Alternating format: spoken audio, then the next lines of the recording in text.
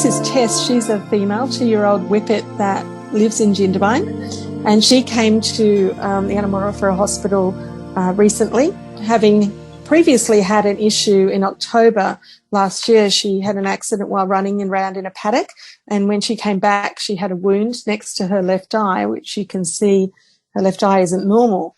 So she went to the local vet initially in October and was treated for the wound and had antibiotics and anti-inflammatory medication. Then she subsequently developed an abscess in her left neck, and they drained that and they didn't find any foreign body.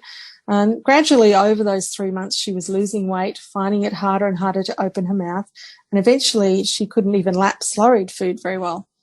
When she presented to us 3 months after her initial injury, we performed a CT scan of her head and neck, and we found on the CT scan a 7-centimetre stick that was approximately 8mm diameter sitting right within her head, between the back of the left eye and running all the way down towards her neck and throat area, in one of the hardest locations to actually access in the head.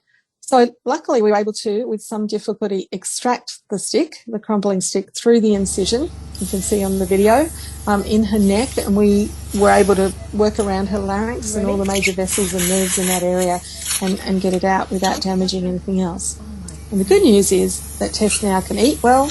As you can see in the video, the day after surgery she was eating well, and although she can't fully open her mouth now because of some of the scarring, she can open it a lot further than she could before the surgery, and more importantly she can open it much more comfortably.